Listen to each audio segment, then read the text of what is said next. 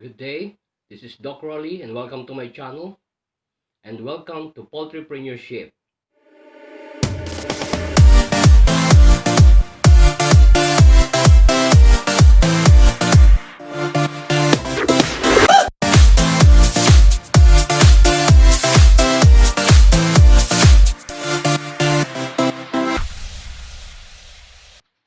Poultrypreneurship is all about going into poultry business, how to get into it, and what are the steps or things needed for you to get into this kind of business so as to prevent economic loss and ensure income. Objectives are: it aims to help an individual or groups who want to get into poultry business and those who are already in the business but lacking of knowledge on how to manage their poultry farm. This also aims to educate and enhance the ability and capability of individual or groups to reach their goals through proper planning and implementation. And last, to enrich individuals or group with their skills and equip them with knowledge on data gatherings and interpretation to promote social and economic values. Business means to realize income, and no one dreams to get into any business to lose but earn. There are three factors of business: knowledge, financial, and values. Then how can you have a knowledge about the business you want to get into? First, you must have a better business plan. And how can you have a better business plan? First, you must have a business overview. You must have an insight or idea about poultry industry, how the business is going on, and how the market moves in and out, how to make profit on this business, and what are the possibilities of failing. You also must have an initial manpower. You must plan how many personnel you needed to operate a poultry farm. This must be in accordance with your chicken population. And what are the areas of operation which you need to fill with manpower? And what are their duties and responsibilities? Example, in broiler, the ratio of personnel to the number of birds is 1 is to 5,000 or one farm attendant to 5,000 birds. But in times of harvest, you must have an additional man to assist in catching and weighing. You also need one bookkeeper to record all data necessary for the operation, monitoring, and performance evaluation. In layer, the ideal ratio of farm attendants is 2 is to 5,000 or 2 farm attendants to 5,000 birds. You also need 2 personnel to grade or weigh the eggs according to size and to separate each sizes from one another. You also need a bookkeeper to record all the data for operation, sales, marketing, monitoring, and performance evaluation. You also must have a SWOT analysis, or the strength, weakness, opportunity, and threat. First, let's go to your strength. You must identify what are your strengths as a businessman. How will you be able to overcome your competitors? What are the machineries or technology or influence do you have that your competitors doesn't have? What are the basic strengths? These are the knowledge, financial, and values. Next is your weakness. You must know your weakness or weaknesses because this will be your guide to evade failure and losses. You must address your weaknesses the soonest so as not to affect your farm operation and marketing. You must create strategies to control your weaknesses and do not interfere with your goals. Next is opportunity.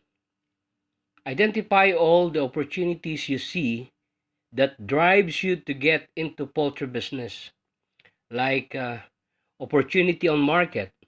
Based on your analysis, how much possible percentage of the market you can get and how much market shares you can contribute. How big is the opportunity that you can get to market your produce? Now let's go to threat. Identify all the threats or possible threats to your business once you get into it. Prepare an action plan on how to handle or control or get rid of those threats. Threats are usually found in marketing of your products, fluctuations of prices in the market, prices and availability of your raw materials and supplies, and even your biosecurity program and health management. Another important part of your business plan is the market analysis. Your business must be market driven, meaning you must produce what the market needs. You also need to know the market trends in relation to your poultry business. In broiler, you have to analyze when do prices of DOC get high and low, also the live sales, and when do demand goes up and down. In layers, you need to analyze the prices of DOP and RTL on when it get low and high. Also the prices of egg as per size and the demand for it on when it goes high and goes low. Next is your target market. This must be identified during the planning and must be worked out during implementation or operation of the project. For broilers and free range, market can be fast food chains, hotel and restaurants, grill stalls, public market or wet market, neighborhood, processing factories, canteens, live market, or you process your own products. For layers, market can be bakery, bake shop, hotel and restaurants, canteen, schools, offices, neighborhood, fast food chains, bulk and retail buyers, the sari-sari stores, or you process your own product. Another is your competitive advantage. You must know how competitive you are or what is your advantage against your competitors. What are the things you possess that your competitors do not? Also, your purchasing power to buy quality raw materials at a low price or a proper health program and biosecurity. Now let's go to sales and marketing strategy. Once you are into business, you must have your own strategy on sales and marketing. This is very important to ensure your sales and the market of your products, either direct or indirect. You can use the social media to promote your products. You can also use the distribution of leaflets or brochures to introduce your business to all possible markets and put an advertisement of your farm and products by using banners or tarpaulins. You can also conduct information campaigns through small sponsored gatherings. Now let's go to your source of income. This means how can you earn from your business? In broilers, you must have a low mortality rate, short growing period, low FCR, high uniformity, and better live weights. From there, you will sure that you will earn from your business. In layers, pullets are well grown and conditioned before the point of lay.